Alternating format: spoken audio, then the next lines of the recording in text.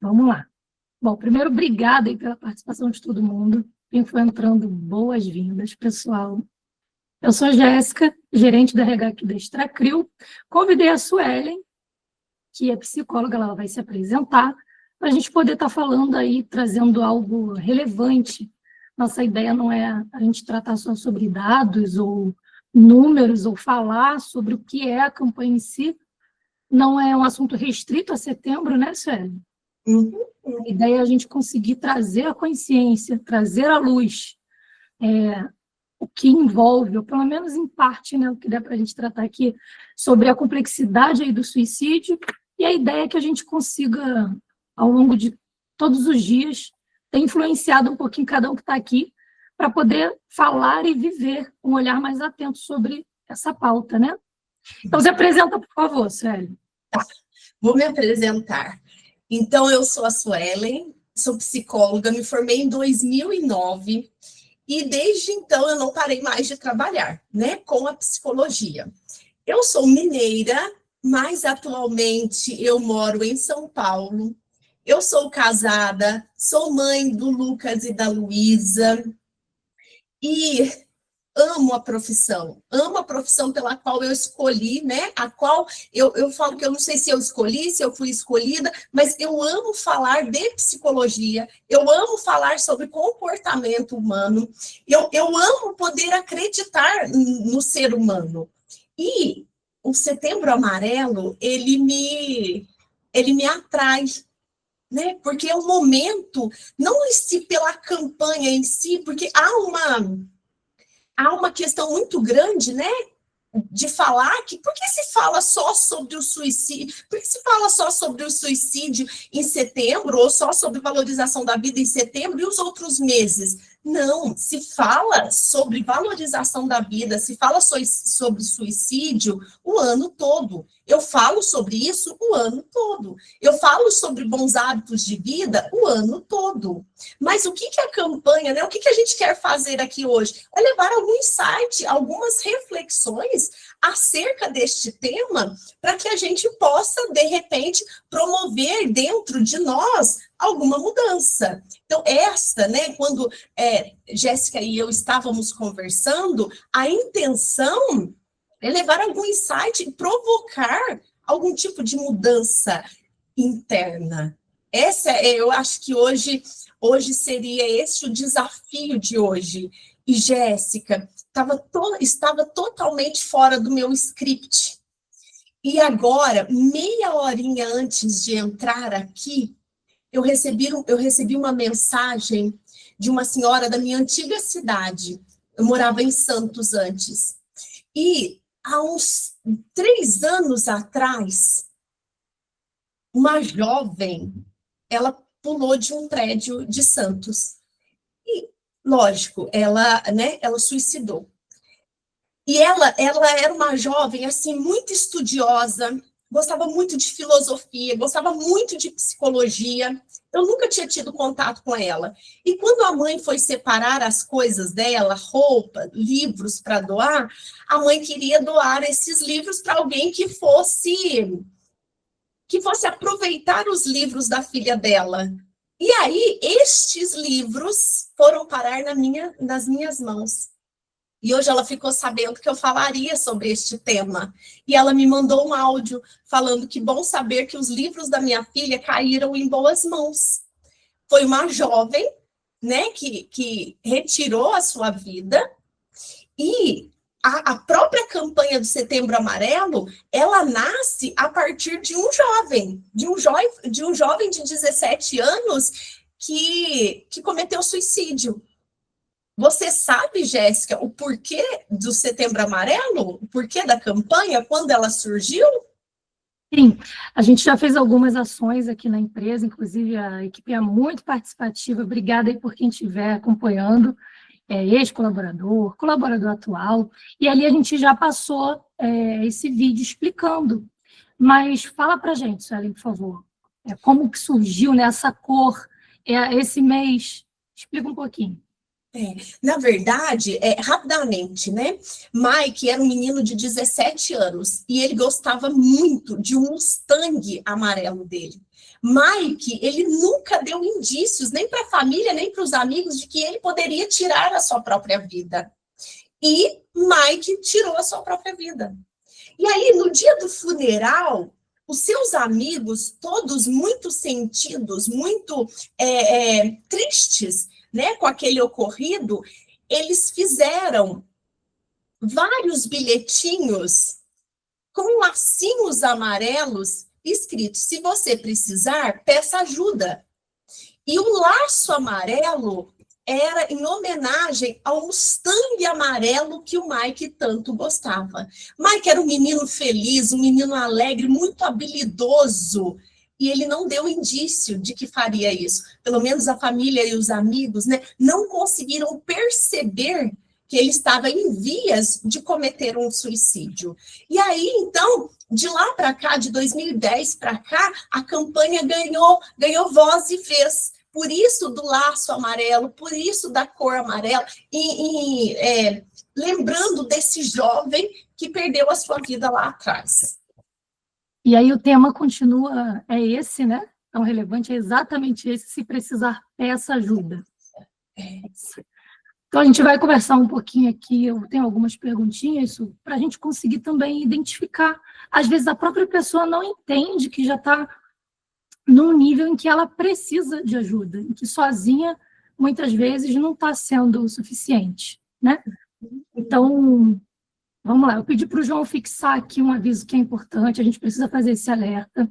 O tema é sensível, pode despertar gatilho em algumas pessoas.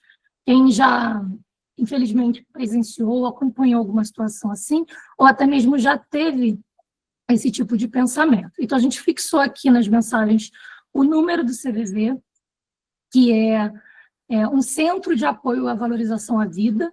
Quem precisar, quem não conhece, indique, use, está aqui fixado. Também temos aqui os telefones, né, do SAMU, da emergência.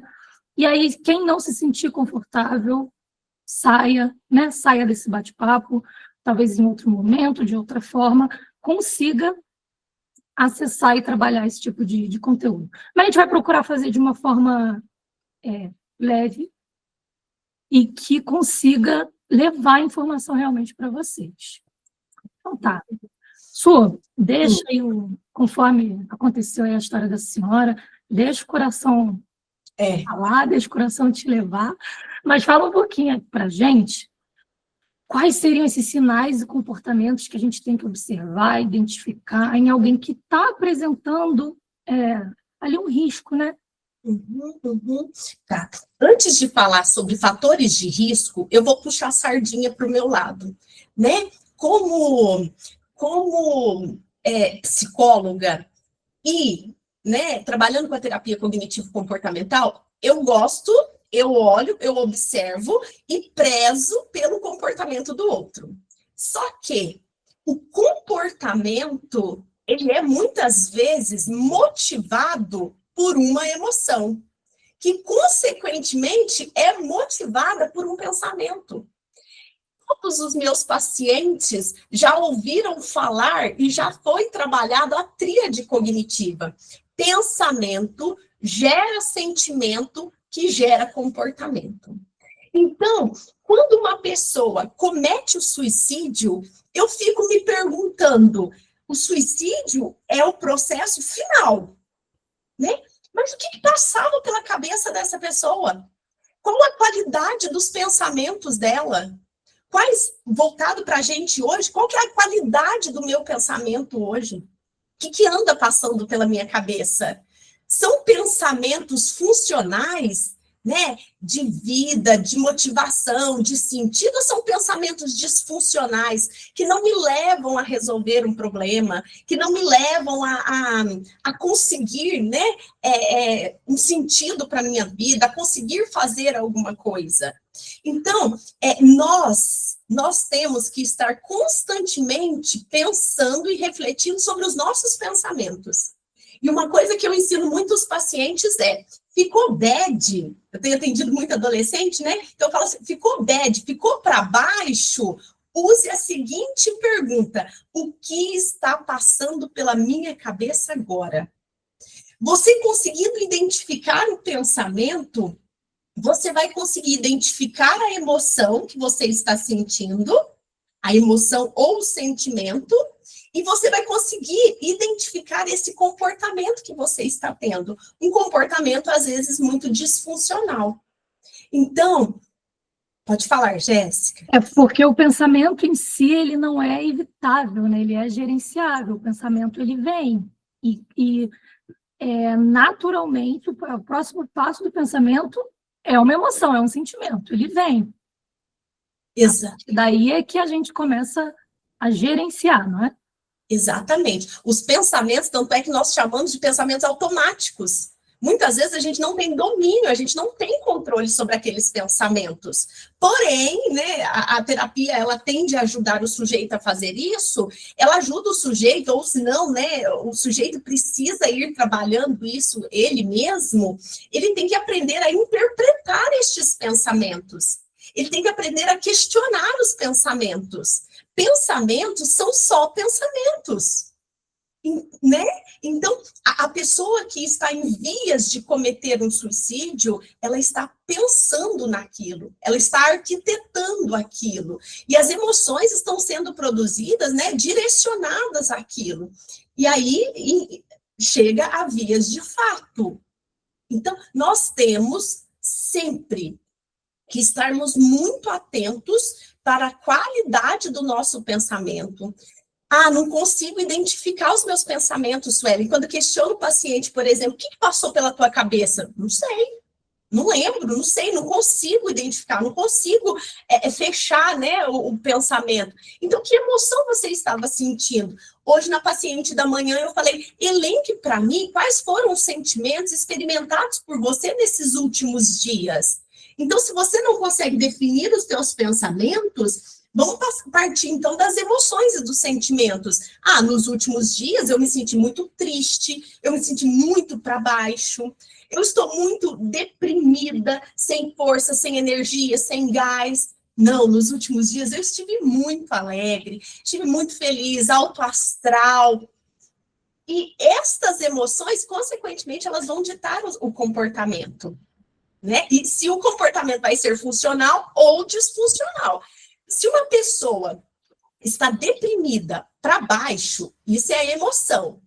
Provavelmente o pensamento dela é um pensamento de desvalorização, de desamparo, de desamor. É um pensamento disfuncional e que vai levar a um comportamento, às vezes, muito desagradável. Né? A pessoa fica mais para baixo, ela perde energia, ela não consegue fazer nada em casa, às vezes rende menos, a produtividade dela no trabalho é menor, às vezes se isola no ambiente ao qual ela pertence, né? Trabalho, casa, família, outro grupo que seja. Então, nós temos que estar muito em estado de alerta com relação aos nossos pensamentos, aos nossos sentimentos e aos nossos comportamentos. E aí, Jéssica, já indo lá à frente, né? As pessoas falam, questionam muito, mas por que as pessoas chegam a cometer o suicídio, né? E aí a gente entra falando dos fatores de risco, né, Jéssica? Perfeito. Você vinha falando e eu estava pensando assim, o pensamento ele vai partir de algo, né? De algum tipo Uma situação. de gatilho, de uma situação, de uma ação. E eu costumo dizer que o coração ele é terra fértil. É terra fértil, depende da sementinha que é lançada para aquilo ali brotar, ganhar vida, ganhar força ou não. Então, identifique as sementes que estão sendo lançadas, né? Às vezes a gente está até bem, ou a gente está num movimento de se recuperar, de se levantar, e vem coisas externas também. E é importante entender aquele ambiente, aquelas pessoas, aquela influência, aquilo que está te fazendo também despertar algum tipo de pensamento disfuncional, né? Eu vou trazer um exemplo simples, mas aconteceu agora. Para quem não sabe, é a minha primeira live, né? Até comentei com a Suelen mais cedo, falei, olha, achei que eu fosse estar bem nervosa, mas eu estou tranquila, e eu estava cheia de pensamento positivo, porque é um exercício, gente, é um exercício mesmo. E Quando eu postei lá no Instagram, que eu pedi para a Sara, minha filha tem 15 aninhos, pedi para ela fazer minha maquiagem. E falei para ela assim, olha, você vai entrar na live, né? Ela falou assim, quem vai entrar? Não sei. Falei, Sara, eu divulguei ali para um monte de gente, mas eu não sei quem vai entrar, só Deus sabe. Ela falou assim, mãe, e se não entrar ninguém? Pensamento, e se não entrar ninguém? Aí eu, gente, um lema que eu tenho levado para a vida é uma solução para cada problema. Não dá para a gente trazer um problema para cada problema. 10 problemas para um problema. É uma solução para cada problema. E aí eu apresentei a solução para ela. Falei, Sara, entra você. Você, minha filha, você tem que entrar. E aí ela falou, não, mãe, eu tenho que estudar. Vamos fazer o seguinte, se ninguém entrar, você me avisa. Combinado, essa é a solução. Eu falei, e no final das contas, se ninguém entrar, a gente grava e divulga, tá bom? Eu vou fazer. Ela falou assim, tá certo. E foi. O meu filho foi mais além. Ele virou para mim e falou, mãe, acho que vão entrar 5.000 pessoas. Oh. Eu fiquei nervosa. Eu falei, não, filho, 5.000 pessoas, não. Então, Jéssica, é sempre isso. Uma situação, ela vai levar a um pensamento, a um sentimento e a um comportamento. E aí, deixa eu só falar alguns tipos de pensamentos disfuncionais. E aí eu vejo que tem um monte de gente que já está cansado de me ouvir falando isso, né? Seja na clínica, seja um pensamento, a visão de túnel. É você, a vida está acontecendo aqui nos bastidores, ao seu redor, mas a pessoa só consegue olhar para aquilo que está dando errado. Só para uma coisa, enquanto muitas outras coisas estão acontecendo. Isso é um pensamento disfuncional, visão de túnel. A gente tem que dessensibilizar o sujeito para ele aprender a olhar de uma maneira geral. As pessoas ansiosas, geralmente, elas têm pensamentos de catastrofização. Tudo de ruim vai acontecer. E será o pior cenário. Elas não conseguem enxergar de uma outra forma. É sempre o pior cenário. Outro, generalização. Isso daí acontece demais e a gente, na clínica, a gente vai pescando isso, né? Tudo de errado acontece comigo. Está tudo errado. A minha vida está toda ruim. Não são padrões generalistas, né? Não é tudo, são frações. Então, aí que está o que você falou, Jéssica, o que a gente nutre, o que a gente rega, é o que vai crescer. E eu falo sempre, né, se você olhar para a solução do problema, se você olhar para o problema vai crescer. Mas se você olhar para a solução do problema, ele também tende a crescer, ele também tende a aparecer. Então, mais uma vez, cuidado com os seus pensamentos, porque eles levam a sentimentos e eles levam a comportamentos, né? E se você, Sueli, mas eu preciso então modificar ali meus comportamentos, fazer coisas diferentes, vai levar o sujeito a sentir outras emoções e a pensar diferente. Trabalhar aquela emoção vai fazer o sujeito pensar diferente e se comportar diferente. Trabalhar o pensamento vai trabalhar as outras duas vertentes. Ou seja, qualquer um destes pilares que você mexer, vai atacar o outro. A pessoa que está com pensamento suicida, ela pensa o tempo todo, né, naquele investimento que ela está tendendo a fazer. E aí ela vai criando planos, estratégias, ela vai se despedindo interiormente e exteriormente. Às vezes as pessoas não estão percebendo, mas o outro está despedindo já. Então, e nós que estamos do outro lado, aí cabe também o olhar do outro, né? Estarmos atentos a este outro que nós não sabemos qual que é a qualidade do pensamento deste outro. Você já entrou aí na questão desses sinais, dos comportamentos que apresentam risco?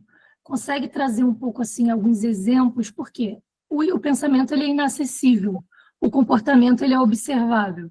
Então, quando já chega num campo, se ela pensou e sentiu e já está agindo, existem, né, comportamentos, é mais fácil a gente perceber. Mas, às vezes, também é sutil, a gente banaliza.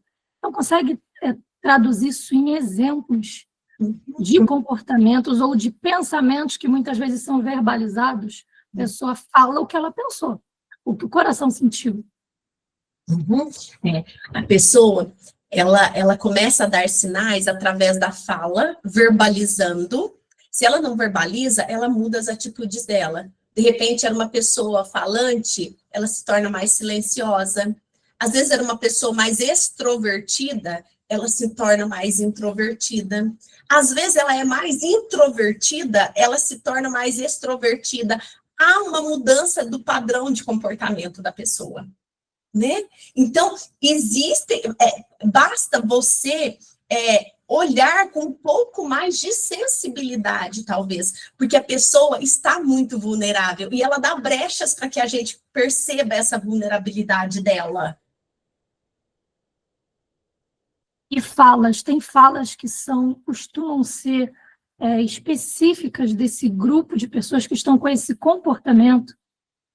Não aguento mais. Tá tudo, são aquelas frases generalistas, catastrofizantes, não aguento mais, tudo é ruim, nada dá certo para mim, né? São coisas desse tipo, são palavras, são frases de cunho muito deprimido. Porque a depressão, por exemplo, né? Nós falamos muito de doença mental. Então, provavelmente, a pessoa que tende ao suicídio é uma pessoa que está com uma doença mental, né? Está acometida com uma doença mental. Seja ela a depressão, um transtorno bipolar, isso eu estou escalonando, né? Segundo os estudos mostram isso. Primeiro fator de risco, a pessoa já ter tentado tirar a própria vida, né? Pode haver uma segunda tentativa, uma terceira tentativa.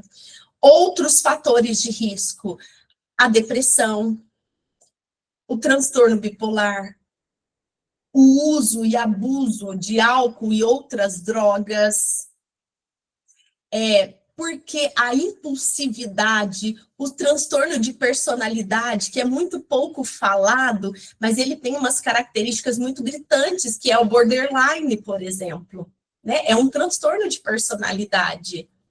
Então, estes seriam fatores de risco, mas eu digo que ninguém está imune, porque por mais nós somos seres dotados de várias dimensões, né? Somos seres psíquicos, nós somos seres, nós dependemos do nosso psicológico, do nosso estrutural, da nossa herança genética, da nossa biologia.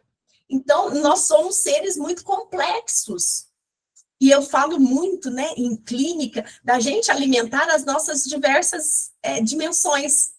Porque, às vezes, a pessoa está ali na dimensão trabalho, alimentando a dimensão, né, do trabalho, mas a dimensão pessoal, ela está sendo abandonada. A dimensão espiritual está sendo abandonada. A dimensão do lazer, dos relacionamentos estão sendo abandonados. Então, nós somos uma complexa rede. E nós temos que estar alimentando essas várias dimensões. E hoje ainda falava, né, de manhã para a Jéssica, às vezes nós nos sentimos muito cansados, e aí a gente fala assim, tenho feito isso, tenho feito aquilo, estou trabalhando demais, estou muito atarefada, estou sobrecarregada, né, nós mulheres em casa. Mas aí eu pergunto, né, na clínica, então o que você gostaria de fazer? Porque, às vezes, o que cansa não é o que a gente faz, mas o que a gente deixa de fazer. Né? Porque, às vezes, é importante sair para um café, às vezes é importante a leitura de um bom livro, às vezes é importante, e ela não está conseguindo fazer aquilo. Ou seja, está deixando de nutrir uma dimensão que pode ser muito importante para ela. Então, nós somos esse ser muito complexo, dotado das várias dimensões. E nós temos que saber alimentar, nutrir essas várias dimensões. olhando para o ser como um alguém muito complexo, mas com essa base, né, esse tripé corpo, alma e espírito, é como se fosse ali uma analogia, né? Bambeou um pé, tende a tombar. É mais ou menos isso, né? E aí, em clínica, eu já fiz em cursos, enfim. Você falou e eu lembrei. Tem aquele exercício ali da pizza, né? Da gente fatiar a nossa vida e entender como é que está essa divisão, onde está a nossa concentração e quais são os campos que a gente está desassistindo, né? Deixando de dar uma atenção que pode ser bastante relevante. Sim. Avaliar, Jéssica, nós não sabemos parar para nos avaliar. Se eu perguntar, né, quais as suas qualidades, quais os seus pontos fortes, quais os seus pontos fracos, muitas vezes nós temos dificuldade em expor, porque nós não paramos para pensar em nós, né? A gente vai só fazendo, só indo, só tocando. Mas do que eu gosto? O que está me fazendo falta? Cadê o sentido daquilo para mim?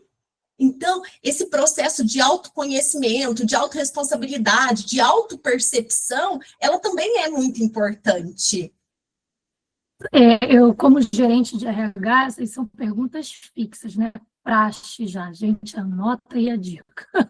Já pergunto sempre pontos fortes e pontos de melhoria, qualidades e defeitos, virtudes e questões a serem trabalhadas, sempre. E eu vejo muito essa dificuldade da pessoa conseguir falar sobre si, tanto virtudes quanto defeitos, ou algumas que potencializam as desvirtudes, os pontos de melhoria, e não conseguem reconhecer ou apresentar ali qualidades que todos têm, ninguém é perfeito, todos têm pontos a trabalhar, e todos têm, como a minha filha, eu tenho trabalhado isso nela com 15 anos, maquia muito bem, então, parabéns, meu amor, você é ótima, você é maravilhosa. E aí entra a falta do autoconhecimento e muitas vezes também o nosso comportamento de não reconhecer, não valorizar, não elogiar, né? Muitas vezes numa cultura em que a gente critica, aponta, numa correria que já gera um cansaço, uma estafa, e são muitos pontos para a gente trabalhar. Muitas vezes a gente não passa por isso. A gente hoje está debatendo sobre pensamentos suicidas, né? Mas a gente, de alguma forma, fomenta com que o outro, que está passando, muitas vezes, por alguma dificuldade, a gente não é aquela parte de apoio, de luz, de auxílio. A gente está tão, talvez, contagiado ou contaminado com esse ritmo ali do dia a dia, que a gente esquece, muitas vezes, de não julgar, de não apontar, de elogiar, ainda que uma ação simples, que não é porque é simples que seja pequena. Mas olha o contraponto, né, Jéssica? Você falando a dificuldade que o sujeito, que nós temos de nos conhecer, de nos perceber, né? Saber aquilo que faz sentido para mim, aquilo que não faz sentido para mim, isso está do lado. E de outro lado, estamos nós também extremamente egoístas, que não conseguimos observar o outro, elogiar o outro, que não conseguimos escutar o outro. E aí, uma das questões também, né, como ajudar uma pessoa que está com dificuldade? A escuta sem julgamento, porque a tendência, é sempre assim, né? Quando um vem falar de um problema, a gente não tende a ouvir o problema do outro, a gente tende a partilhar o nosso, aí fica aquele negócio, aquela balança. Qual problema que é mais pesado, o meu ou o teu? Né? É um contraponto. Eu não me conheço, eu não me percebo, mas também não quero perceber e não quero ver o outro. Às vezes, o sujeito, quando ele está doente mentalmente, ele não tem percepção da realidade. Ele não tem consciência da realidade que ele está vivendo. Então, quando ele verbaliza algo para alguém, as coisas começam a se organizar dentro dele. E, às vezes, você pode ter salvado a vida de alguém pela simples escuta. Porque ao verbalizar, a pessoa organizou os seus pensamentos internos. Eu falo muito isso. O que a terapia, né? O que a terapia, o que a fala faz? A fala, ela organiza as coisas que estão todas perdidas aí dentro da cabeça. Por quê? A gente deita na cama para dormir, passa 5.735 projetos dentro da cabeça da gente, passa um monte de flashes do dia, e aquilo parece que está tudo perdido internamente. Quando você verbaliza, você não fala aquilo de qualquer jeito. Você tem que organizar a fala para que ela possa ser refletida no outro. Né? Então, a escuta, quando nós escutamos o outro, sem julgamento, o outro, às vezes, ele está se reorganizando por dentro. Então, a escuta, ela é muito importante, Jéssica, em todos os ambientes. E aí, para você falar, você precisa do contraponto, da confiança, né? Você falou sobre falar, verbalizar, e veio aqui na minha memória também a falar, escrever, orar, a parte espiritual, rezar, enfim, quem tem esse tipo de busca, são maneiras de a gente conseguir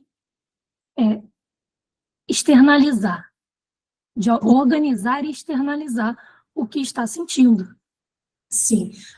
A anotação, o diário, quantas vezes eu já falei para o sujeito, escreva, né? Escreva o que você está passando, o que você está sentindo, né? Se não tem como verbalizar, porque não encontrou alguém de confiança, né? Escreva aquilo, leia aquilo, são instrumentos que podem ser úteis para um momento, às vezes, um momento angustiante, um momento de tristeza intensa, um momento de desespero.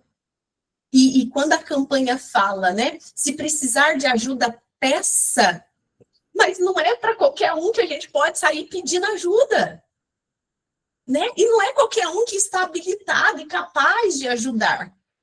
Porque muitas vezes o outro ele está preocupado, imerso também nos seus problemas. E não é que o outro é mau, não é que o outro, né, é uma pessoa ruim, mesquinha.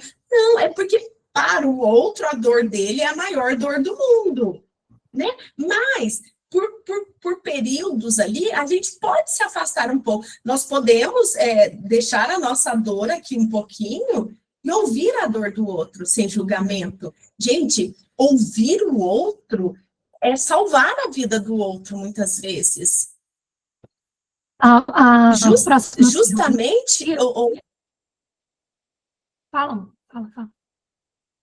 Não, eu ia falar justamente porque o outro, às vezes, está num momento de vulnerabilidade, num momento ruim da vida, sem condições de pensar, né, de raciocinar, de tomar consciência. E quando ele verbaliza, de repente, ele toma consciência daquele problema que ele está experimentando. No RH, aqui na gestão de pessoas, a gente fala sobre essa escuta ativa. A gente está falando sobre ouvir, sobre escutar, e às vezes é aquilo que entra por um ouvido e sai pelo outro, né? A escuta ativa é interessar-se, é realmente ter interesse, estar ali a serviço de ouvir. E aí a pergunta aqui fala sobre como conversar com alguém que diz que quer morrer. O que dizer e o que não dizer, né? Então, às vezes, a pessoa pede ajuda do jeito dela, nem sempre tão claro, e a gente vem com rótulos, com julgamentos ou com desinteresse, no sentido de, esse é muito chato, e não quer ouvir. Ou acha que aquilo ali é um comportamento só de pessimismo, só de reclamação, e não traz aquela atenção que muitas vezes a situação ali demanda. Então, Sueli, o que é ouvir e o que não falar? Porque tantos casos a gente ouve sendo relatado que a pessoa não deu sinais, não achava, não tinha um diagnóstico, um laudo específico, e aconteceu, ou por uma crise, que foi uma fase da vida, ou por uma doença mesmo que a pessoa já vem tratando e muitas vezes não consegue se encaixar dentro de um contexto ou de um grupo, o que a gente precisa ter de atenção para não dizer. Porque a gente fala, mas tem dinheiro, mas é bem casado, mas tem todos os motivos para estar bem, para ser feliz, a gente julga. Nós julgamos muito. Eu vou só voltar numa coisa, igual você falou, né? A pessoa é pessimista, é uma pessoa para baixo, não quero ouvir, estou com preguiça de ouvir. Mas, às vezes, o próprio pessimismo já é indício de uma doença ou de um transtorno, né? A própria desesperança já é indício de uma doença e de um transtorno, por exemplo. Então, olha, o que falar, né?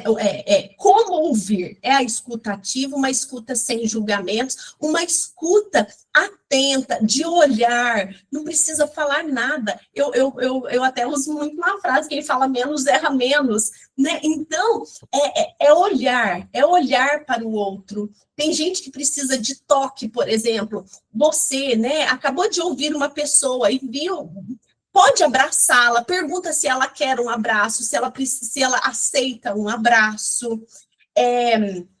Falar pode diminuir a angústia e a tensão daqueles pensamentos exaustivos. Então, a pessoa precisa falar, mesmo que não tenha nexo. A escuta sem julgamento. E aí, eu vou trazer um fato real que aconteceu e que chegou até mim. A pessoa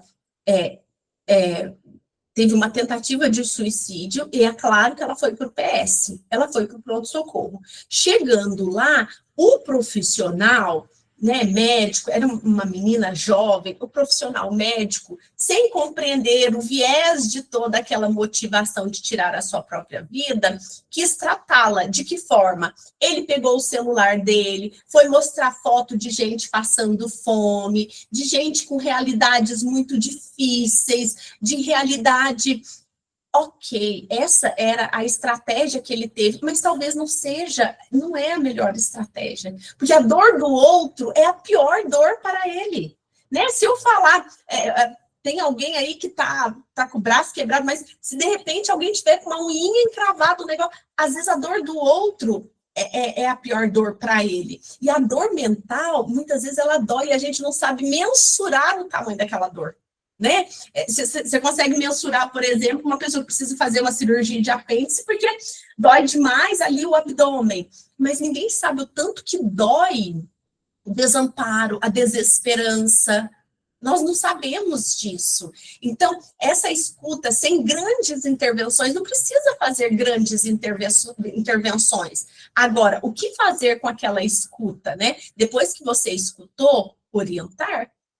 Né? Orientar. Se você não pode fazer nada, fulano, você não acha que seria a hora da gente procurar um médico, um psiquiatra? Se você não tiver ninguém para te acompanhar, quem tiver mais condições, mais possibilidades, pode até fazer, né, esta caridade de acompanhar o sujeito até, né, um médico, verbalizar aquilo que acabou de ser falado. Ai, Sueli, mas eu não tenho condições, o médico está muito caro. Procura a rede pública, né, faça uma boa consulta, e aquilo que a gente disse, né, entenda, se perceba, anote, faça anotações para você levar para o médico. O médico, eles têm a Bíblia deles, né, nós usamos aí o DSM, e lá, a partir dos sintomas que você vai explanando, o médico vai fechando o seu diagnóstico, e a partir daquele diagnóstico ele tem uma conduta. Então, em vários casos, a medicação, ela é um grande suporte. Então, orientar, de repente, procurar um psiquiatra, um psicólogo, mas terapia é muito caro, então vamos procurar no serviço público, vai procurar numa comunidade que tem aí para oferecer. Direcionar o sujeito, orientar, fazer encaminhamentos. E o que nós, psicólogos, fazemos? Nós pegamos, muitas vezes, até contato de familiar. E quando eu vejo, às vezes, que a situação não está muito bacana, a gente entra em contato com o familiar. Fala, olha, dá uma olhadinha, né? Fica mais perto. Tive um caso recente de uma jovenzinha de 12 anos que estava, né, falando para os pais, ameaçando os pais que ia retirar sua própria vida, e os pais, muito chorosos, vieram buscar ajuda. O que ia acontecer no final de semana? Falando com os pais na sexta e viria o final de semana. O que eu pedi para eles? Escondam as facas, escondam todos os objetos cortantes que tem dentro de casa, né? Proponham que façam alguma coisa juntos, mas de forma leve. Então, tem algumas estratégias para quando a gente está ali perto, junto, a gente pode fazer e pode amenizar o sofrimento daquela pessoa. Então, seria mais participação, mais supervisão, mais atenção ao que para a gente é comum, né? Muitas vezes ali o objeto cortante, cintos, cadarços, coisas, objetos que podem ser Facilitar. ser facilitadores, né? Avisar pessoas próximas que ofereçam ali um acompanhamento que muitas vezes quem está distante, profissional da saúde, alguém do trabalho, não consegue, né? Pela distância física mesmo, então avisar um irmão, avisar uma mãe, que houve aquele comentário, que houve aquela ideia, né?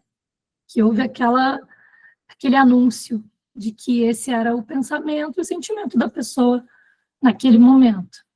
Ou se não, né, como você vai avisar um familiar né, que o outro está em vias de cometer um suicídio ou o que quer que seja? Fala, olha, eu conversei com fulano, né, as falas não parecem muito conexas, as falas estão muito deprimidas, estão muito com um cunho muito de tristeza, de lamentação, está com um comportamento suicida. Né? E qual a diferença do suicídio e do comportamento suicida? O suicídio é um ato deliberado do próprio sujeito contra a sua própria vida e que leva à morte. O comportamento suicida são os planos, as estratégias, os pensamentos, os comportamentos. Então, né, estar atento para esses comportamentos suicidas. Su, uma coisa que eu tenho aqui um comentário falando que são dores invisíveis, né? O lugar mais difícil é sempre o lugar do outro, a gente se colocar lá. Porque ainda que a gente tenha uma ideia do que é aquela dor, a gente não vive a realidade daquela pessoa. Não teve a mesma família, os mesmos amigos, mesmo meio social, enfim, então o lugar do outro é sempre o mais difícil.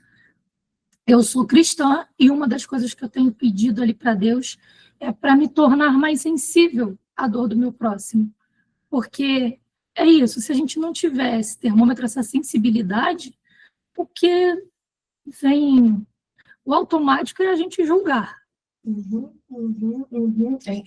E, Jéssica, aí entra muito a lente.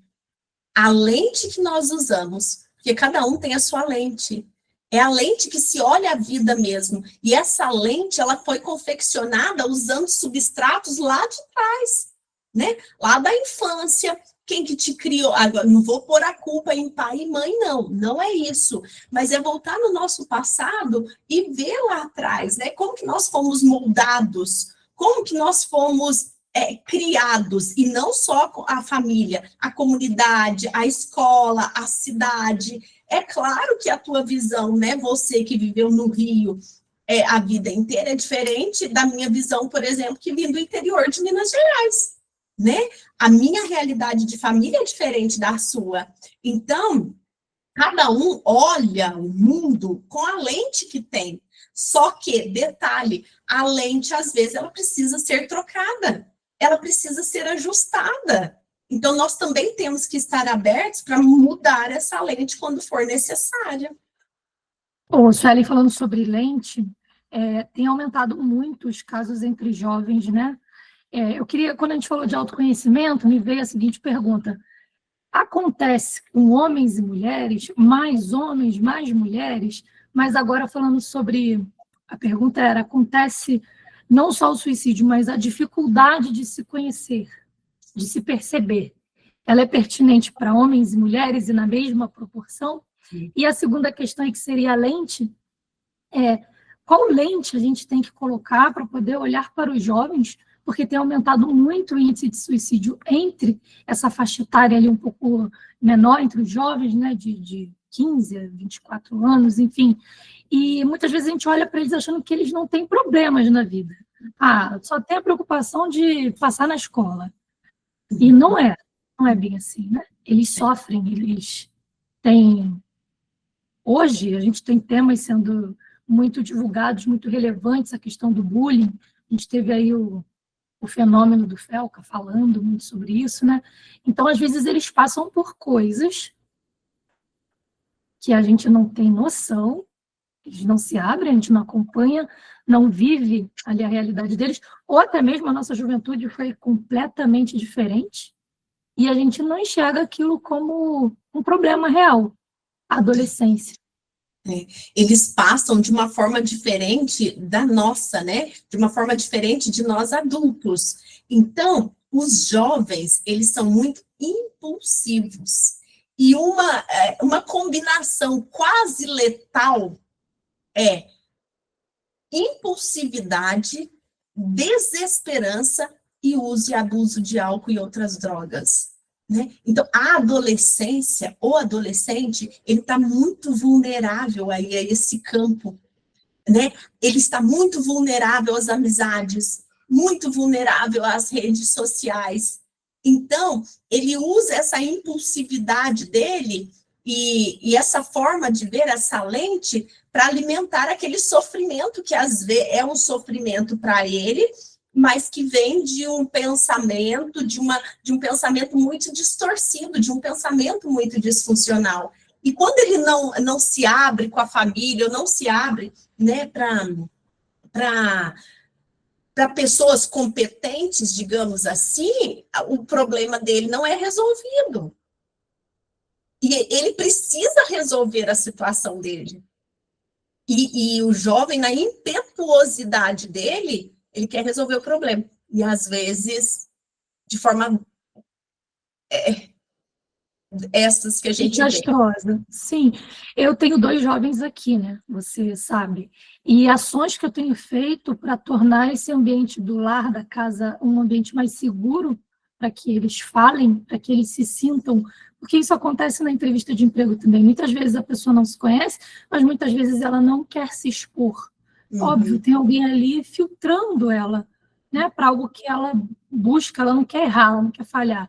E o jovem também, ele quer a aprovação, a aceitação daqueles do lar, que geralmente são as principais referências, eles não querem o castigo, não querem a repreensão, então a fala fica um pouco mais dificultosa, né, ali dentro da casa, e tornar esse ambiente um local mais seguro para que eles se abram, para que eles falem, é algo que eu tenho feito através de reuniões familiares, através de refeições à mesa, através de compartilhamento de ideias, de histórias, de passado, de sentimentos. Eu falo de medos meus, eu falo de ansiedades minhas.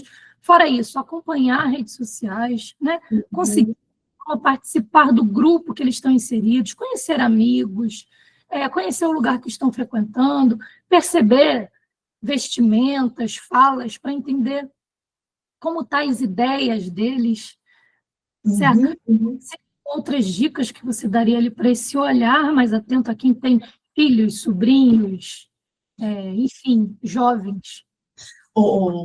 Jéssica, hoje eu ainda estava orientando uma mãe, né? Ela falou, Suelen, então eu estou tentando ser amiga da minha filha. Eu falei, fulana, eu não falei isso em nenhum momento. Eu falei para você continuar sendo mãe da sua filha. Amiga é aquela lá, fulana, ciclana, né? Citei algumas amigas dela. O que eu estou pedindo é para você, quando a sua filha trouxer alguma coisa para você, consiga conversar com ela sem ter que atacá-la, sem ter que fazer uma suposição, uma indagação, um interrogatório, naquele momento que ela está toda lá. Ela está contando alguma coisa, algum fator da vida, da escola, alguma coisa ali do dia. E aí, os pais, né, a mãe, ela tende sempre Ela começa a cortar, tá vendo? Mas é isso, eu falei para você, ou senão, aquela lá, aquela menina, eu falei para você que era assim. Não, mais uma vez, Jéssica, a questão da escuta. Escute e tente, né, enquanto mãe ou enquanto responsável aí por um jovem, tente entrar no mundo deles, né? Ouvindo, rindo, às vezes, de coisa que às vezes não tem graça nenhuma para você, e, num outro momento, orientar. Nunca, né? Assim, corte, fracione ali o diálogo do adolescente, orientando ou sendo muito impositiva naquele momento. Deixa para orientar depois, mas deixa falar. No mais, é tudo isso que você expôs, né? Saber das qualidades das amizades, por onde anda, perguntar, até mesmo, essa pergunta é válida para qualquer um. O que anda passando pela tua cabeça? O que você pensa sobre isso? Você vai medindo a qualidade do pensamento do teu jovem. Sim, mesmo o jovem digital, ele ainda troca bilhetes. Então, às vezes, né, olha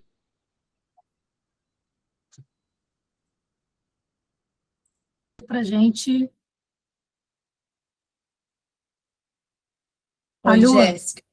Voltou, né? O meu também deu uma falhada. Mas eu disse que mesmo o jovem digital, às vezes faz bilhetinho. Às vezes está no estojo, está no caderno, está na mochila. É algo que a gente também pode discretamente olhar para ver se pega ali algum indício. Sim, sim. É isso. Bom, e sobre ali, a gente já está caminhando para o final. Por mim, a gente iria horas. Mas a gente colocou aí uma programação para tentar encerrar mais 8h30. Tem uma perguntinha aqui da Isabela Santos. E quem quiser mais, já deixa a pergunta também, que a gente vai procurar aqui responder. Mas, para a gente fechar esse...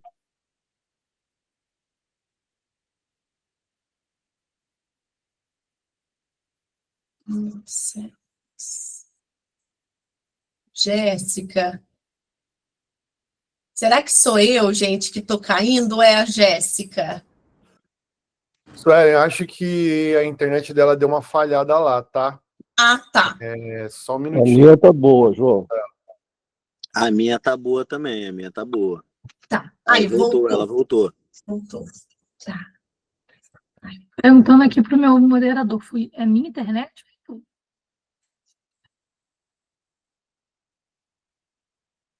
Ô, Jéssica, o que você falou? Nós estamos caminhando para o final e o que a gente ia ver a perguntinha que tem aí para a gente responder, é isso?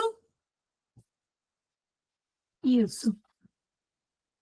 João está falando que é a minha internet. Eu vou tentar aparelhar aqui do celular. Tá. Mas fala um pouco, enquanto eu me organizo aqui, a questão do homem. Homem e mulher tem essa dificuldade? O óbito entre os homens, e isso em questão de estatística, e eu sou péssima em números, tá? Então, eu guardo poucas coisas de números. Mas, lógico, eu fui estudar, fui ver os dados, o óbito em homens é 3 vezes maior do que em mulheres. Por quê? Porque os homens, eles têm mais dificuldade em pedir ajuda. Eles têm vergonha, aquela questão de eu dou conta, eu consigo. Então, quando no final, às vezes não dá conta nada.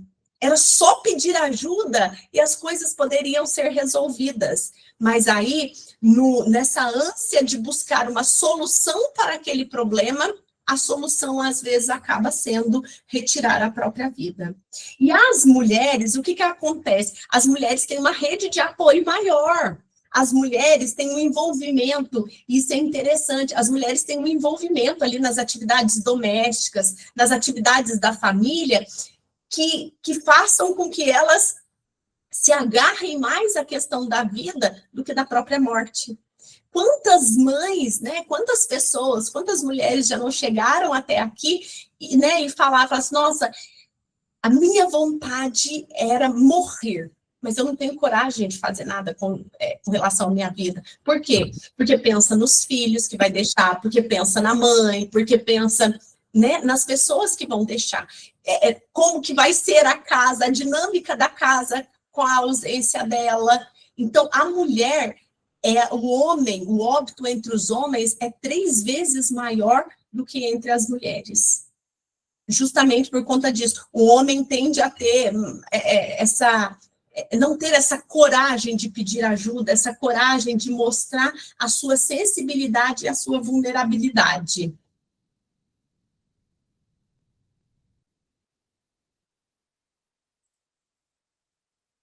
João?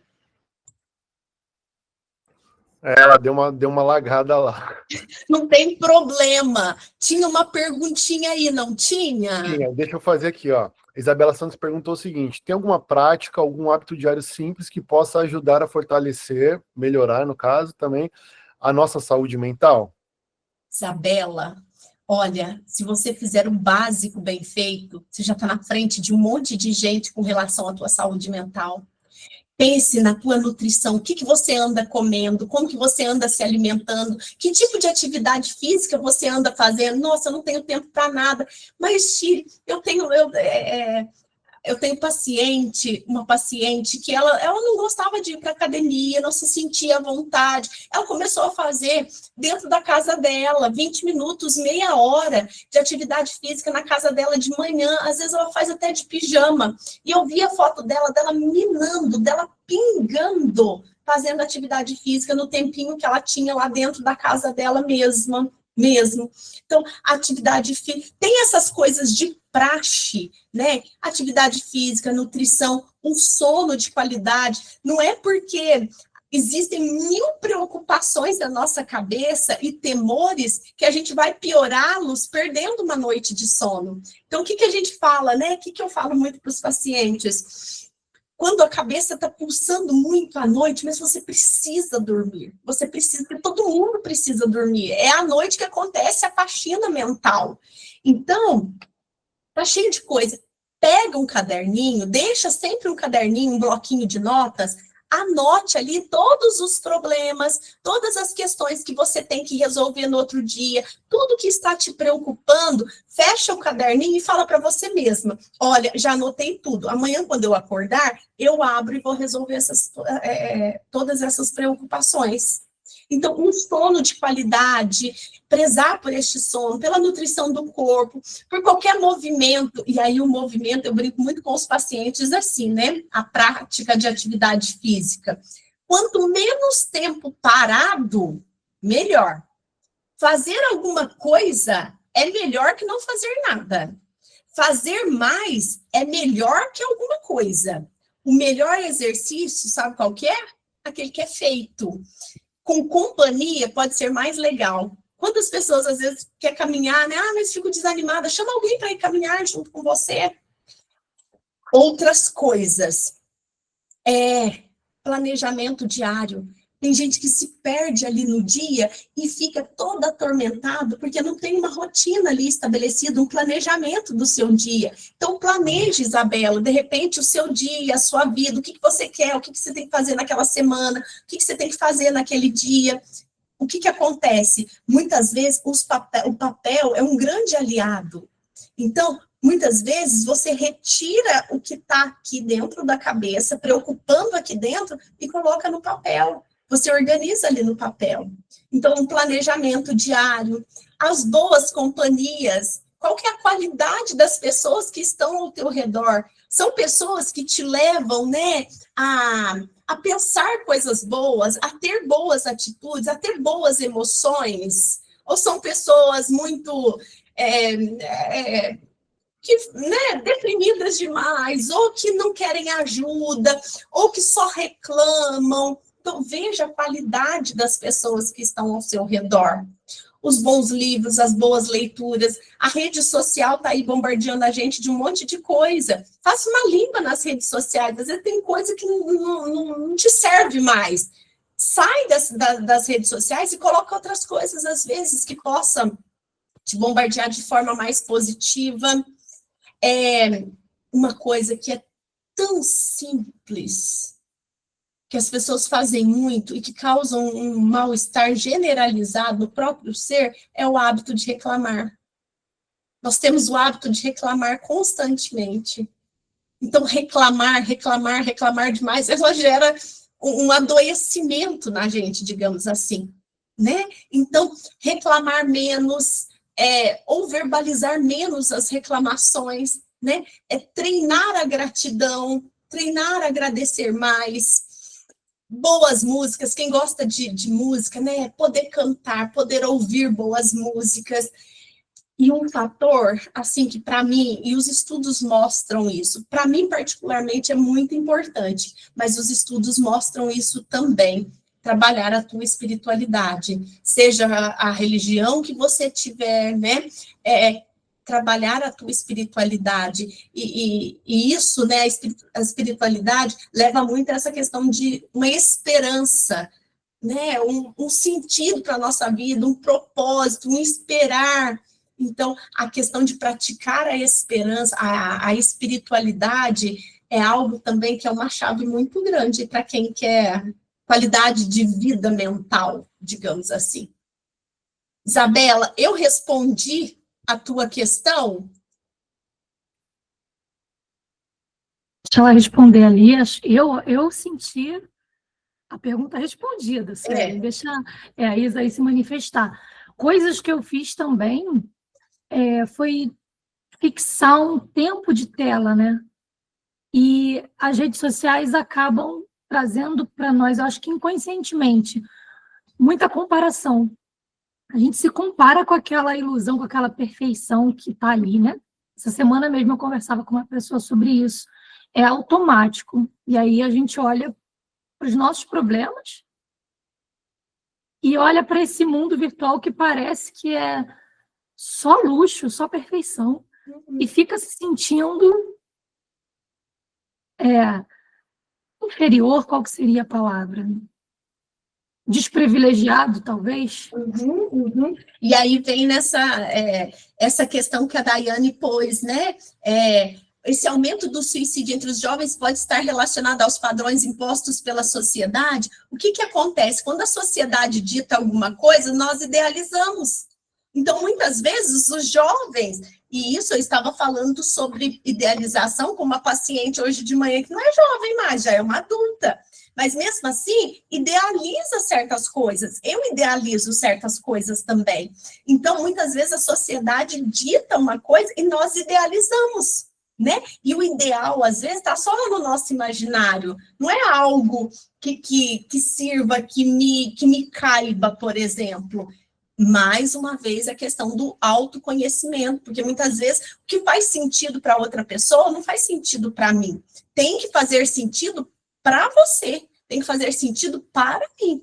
Então, essa questão do número, né, de suicídio entre jovens, provavelmente. E aí os jovens são mais impulsivos, os jovens estão muito vulneráveis ali à questão do álcool e das drogas, e aí, a hora que coloca tudo isso dentro de um combo, o negócio explode, Daiane. Ok, Daiane?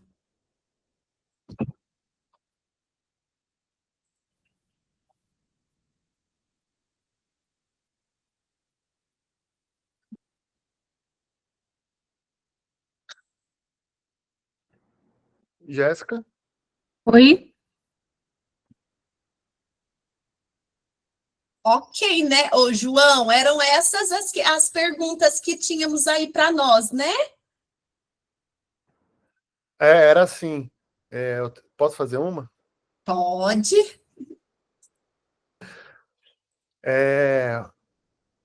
Quando o Marcelo até falou aqui Marcelo, puxei o comentário dele, 8h25. Achei muito Marcelo interessante esse fato Gomes. de conversa de sentimento no meio militar e evangélico que fui criado. Falar sobre sentimentos era meio proibido. Ainda mais homens, né? Homens que falam sobre sentimentos geralmente são tidos como frágeis, né? Esse era o comentário. E é mesmo. E tanto é que hoje nós pegamos indivíduos de 30 anos, por exemplo, quando nós vamos falar de sentimentos, ele não sabe nomear os sentimentos dele, não sabe nomear as suas próprias emoções. Porque nós temos que entender muito bem, né? Quando nós estamos numa ansiedade e quando nós estamos apenas numa preocupação ou somente no medo. Quando eu estou sentindo a alegria e quando eu estou sentindo euforia. Hoje, o que a gente faz com os nossos pequenos, os nossos filhos, os nossos adolescentes? Nós tendemos a ensiná-los sobre sentimentos e sobre emoções. Então, ensinar mesmo, ensinar a identificar, ensinar a validar certas emoções, né? Estou sentindo isso por conta disso. O que eu vou fazer com isso? O que eu vou fazer com essa tristeza? Né? O que eu vou fazer com essa alegria? Então, Marcelo, de fato, nós crescemos numa sociedade que não deixava os meninos falarem sobre sentimentos, né? E hoje isso é cobrado, porque nós temos um monte de pessoas aí com dificuldade em falar sobre as suas emoções e sobre os seus sentimentos.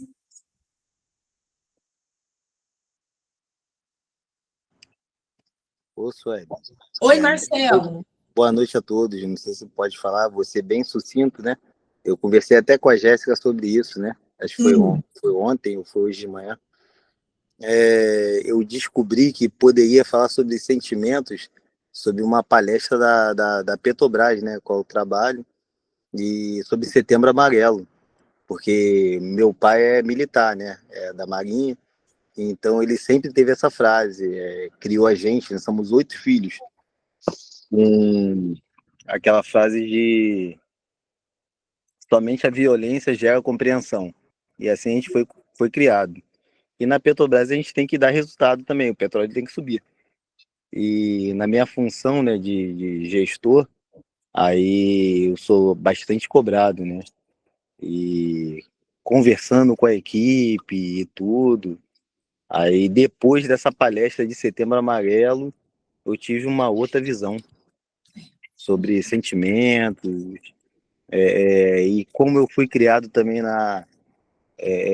era obreiro, né? Na Assembleia de Deus e tal, aí na igreja, né, como eu falei, no meio evangélico, geralmente qualquer fragilidade era visto como, tá com uma influência negativa e tal, tem que orar mais e tal. Enfim, aí não tinha muita brecha para poder negociar ou conversar sobre sentimentos. Eu estou vendo um pouco mais, como você acabou de falar agora, eu não sabia nem expressar o que eu estou sentindo até 3 dias atrás. Depois que eu comecei a fazer acompanhamento com psicólogo, aí tratamento, aí eu fui começar a aprender sobre meus sentimentos depois de 41 anos. Mas tá bom, né? Antes, melhor tarde do que nunca. Exatamente. E, Marcelo, é libertador dar nomes para aquilo que a gente está sentindo. Porque às vezes você está sentindo um emaranhado de coisas, né? De coisas, às vezes, meio perturbadoras. E aí, né, igual a igreja às vezes prega, ou quando não podia falar. A hora que você aprende sobre sentimentos e você dá nomes aos sentimentos, eles se validam. E a gente, o que eu falo muito em clínica, a gente só trata aquilo que a gente conhece. Então, nós precisamos entender a nossa realidade, os nossos sentimentos, para que a gente possa tratá-los. Então, nós precisamos, sim, falar de sentimentos, nós precisamos, sim, validar algumas emoções, porque só assim nós vamos conseguir resolver, muitas vezes, quando essas emoções se aparecerem muito desagradáveis ou muito exacerbadas. Todas as mães que chegam para mim hoje, que têm filhos pequenos, eu sugiro muito que explique sobre emoções para os seus filhos, falem com seus filhos sobre emoções. Hoje em dia, ter inteligência emocional é também escasso, mas é muito necessário. E, Marcelo, né, não é não é uma culpa, né? Você não precisa carregar essa culpa, nada, mas é a lente que você carregava, né? Baseado nas experiências que você teve, era o jeito que você olhava o mundo. Deu alterou a lente, né? Porque, de repente, agora era a hora de alterar a lente. Que bom, Marcelo. Alterou a lente muito. Eu falo para minha esposa que eu dei um giro, né, de 180 graus, porque a situação financeira tá legal, tá tudo certinho, mas a parte emocional ficou realmente muito abalada, né? E eu já não sabia o que fazer, então o acompanhamento com a psicóloga também me ajudou bastante. E hoje eu já tenho uma visão diferenciada, né, de falar de sentimentos, de conversar, até para entender a equipe a bordo, né, quando eu embarco, tem tido um resultado diferente no meu trabalho. Coisa boa, coisa boa. E aconselho a todos que puderem também fazer algum acompanhamento, né, renovador. O autoconhecimento, de fato, né? E a terapia, a psicoterapia tem algumas ferramentas que levam o sujeito a encontrar lá, né? As suas respostas de repente. Sim, sim, porque até então eu domino a expertise de toda a área de manutenção, mecânica, elétrica, porém a área dos meus sentimentos eu descobri que infelizmente eu não aprendi a dominar. Então até para descrever o que eu sinto, o que eu sentia, eu estou reaprendendo através dos meus netos, meus filhos, estou com um filhozinho novinho agora, e estou reaprendendo a ver o mundo. Está sendo diferenciado. Ótimo, Marcelo, ótimo. Aproveite essas novas lentes aí agora. Obrigada, Marcelo. Ô, Suelen, acho que minha internet estabilizou. Vou pegar o gancho aí da... Tá me escutando bem? Sim. Agora, vou pegar o gancho da fala do Marcelo, porque a gente tem aqui gerentes, líderes, diretores, enfim, às vezes a pessoa não se enxerga como gerente, líder num cargo, numa profissão, mas é líder de casa, é chefe da vida. Né? Então, vou pegar essa fala aqui para falar sobre o meio corporativo e sobre ações que podem ser feitas para prevenir mesmo, para trazer um acolhimento ali contínuo. O que uma empresa, uma escola pode fazer, né? Então, pelo que eu entendi, o Marcelo buscou por iniciativa própria, mediante ali a exigência do cargo dele, né? Mas existem treinamentos para líderes, para professores, tem as políticas internas de uma empresa que podem estar voltadas ali para a saúde mental, tem acesso aos serviços, né, de apoio que podem ser tanto particulares ou públicos, podem ser divulgados em murais, na internet, em cartilhas, fazer campanhas. Ele disse que a chave para ele foi numa ação da empresa no Setembro Amarelo, né? E a gente viveu isso ali na nossa empresa também.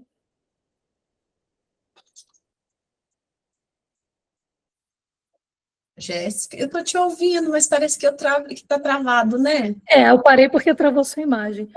Mas é isso. Tá ok?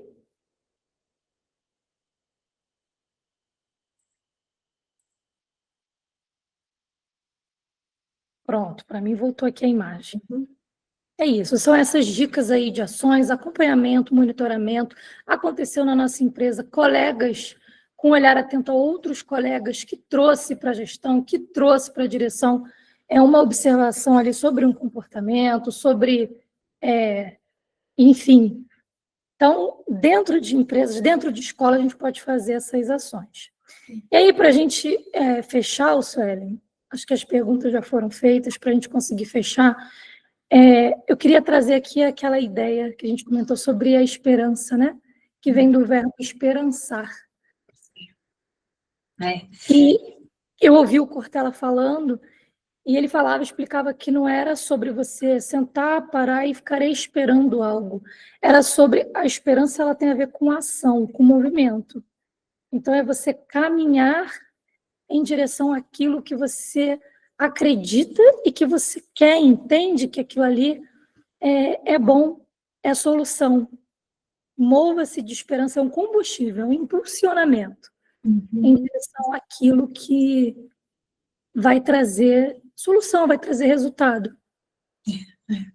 De repente, ter um motivo, né? Colocar assim um ponto, um motivo, um propósito, um sentido, um lugar onde você quer chegar e ter como combustível a esperança, isso faz com que os dias se tornem um pouco mais leves. Então, ter propósito e ter a esperança como combustível, Isso é muito válido para a vida. Então, tenha esperança, né? Aquela frase, né? Esperança de dias melhores. Não é nem esperança de dias melhores, é esperança de dias melhores, sim, com propósito, com sentido, com decisão, mas não é esperança de esperar parado, sem fazer nada. É esperança de esperançar, de caminhar, de esperar fazendo. Então, façam, porque lá na tríade, pensamento gera sentimento, que gera comportamento, o fazer está aqui na ação. Se você faz algo, você provoca mudança tanto nas tuas emoções, quanto nos teus pensamentos. Então, talvez seja esta, né, a palavra que a gente possa finalizar aí o nosso encontro, de ter esperança, mas esperar fazendo, não esperar parado, esperar fazendo, arrumando um propósito e um sentido. E às vezes, gente, não é um propósito e um sentido gritante, uma coisa assim, grandiosa demais. Não, é um pequeno sentido, um pequeno propósito ali mínimo, mas que dá sentido para a tua vida, dentro da tua casa, dentro do teu trabalho, dentro da tua comunidade, dentro da tua igreja. Então, buscar pequenas coisas, porque às vezes a gente fica esperando os grandes milagres, e milagres acontecem todos os dias ao nosso redor, só que a gente fica esperando aqueles milagres grandiosos. Então, não, tenha sentido de vida, um propósito de vida a partir das pequenas coisas e experiências que você vive no teu dia a dia. E use a esperança como combustível para chegar nesse propósito, nesse ideal, nesse sentido.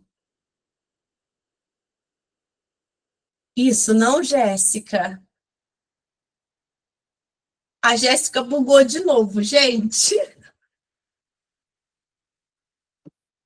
Suelen. Oi.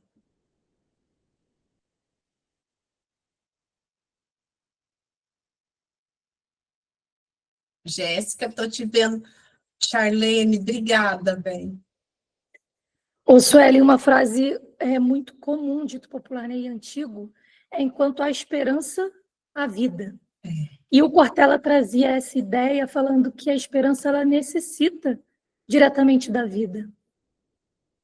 Então, para que a esperança persista, a vida tem que persistir. Então, não desistam da vida. E a gente ainda mais cedo falava sobre fases, né? A vida é cíclica, tudo é passageiro, ainda que pese ou que perdure, é fase, é momento, e é possível passar. Vamos ter esse olhar atento, né? A ser apoio, a ser luz, a ajudar a essa mudança de chave, nessa virada de página. Isso. Não desanima, não. Às vezes está tão ruim hoje, mas faça alguma coisa, né? Trabalhe essa questão do pensamento, dos sentimentos e do comportamento. As coisas tendem a mudar, as coisas tendem a melhorar. Tenha esperança, espere fazendo. Talvez seja isso, né, Jéssica? Suelen, obrigada. A gente fixou aqui os números de apoio, a gente fixou também algumas orientações. Pessoal, Suelen, dá teu Instagram. Eu indico sempre você para todo mundo, e quando você não está disponível, gente, procure um profissional com quem vocês se identifiquem, mas façam terapia. Eu super indico. Busquem grupos de apoio em empresas de terceiro setor, em ONGs, em igrejas, enfim, existem pessoas que fazem esses movimentos. Eu vi na internet essa semana, foi na TV, aliás, é um rapaz que começou uma corrida e ele fez um movimento em que muitas pessoas já estavam correndo com ele em determinada frequência. E assim trouxe atividade física, trouxe pertencimento, trouxe socialização, trouxe motivação. É possível, quando você falou aí de propósito, que você faça uma ação que tenha a ver com o que te preenche, com o que faz bem para você, que não precisa ser grandioso, né? Vai ser grande, vai ser relevante para alguém. Isso mesmo. Não fica esperando fazer algo grandioso, algo espetacular, algo milagroso. Não, faça pouco, mas faça. É melhor do que não feito, né? Fazer é melhor do que não fazer. Então, eu espero de coração, né, que vocês possam pegar uma coisinha dessa nossa conversa de hoje, né? Uma frase, uma palavra, e que você possa praticar aí nos dias que virão, na vida, né? Na vida, que a vida flua, e que você possa passar por ela de forma mais leve e mais prazerosa. Jéssica, agradecendo, né, o pessoal aí da empresa. Eu também mandei o link para um monte de gente, mas agora eu vi aqui no meu celular que a minha filha tentou entrar, ela não conseguiu, o marido também não conseguiu, enfim, algumas pessoas não conseguiram, mas eu fico super feliz de quem conseguiu. A Karen tinha até levantado a mão aí. Você quer falar alguma coisa, Karen? Suelen, só avisando, vai ficar salvo. Eu vou depois te mandar o vídeo para você compartilhar com quem não conseguiu assistir por algum motivo. Tá bom. Obrigada por todo mundo que participou. Obrigada a você em nome aqui da minha família e da equipe Extracrio. Obrigada mesmo. Foi rico. As pessoas já comentaram aqui que foi relevante. Para mim foi muito enriquecedor. Karen. Não, levantou sem querer. Tudo bem. Tem problema. Charlene, obrigada. A Iana, uma psicóloga, a psicóloga lá da minha cidade também está fazendo um belíssimo trabalho lá. Gente, o meu Instagram é suelenbentobornelli, @psicóloga. Passa lá, estou sempre colaborando, colocando alguma coisinha. Vai lá para a gente poder interagir, tá bom? Gostei demais, Jéssica. Muito obrigada pelo convite, viu? Obrigada a você, obrigada a todos, gente. Boa noite. Obrigada, boa noite, gente. Minha irmã. Beijo, gente. Fica com Deus. Tchau, tchau.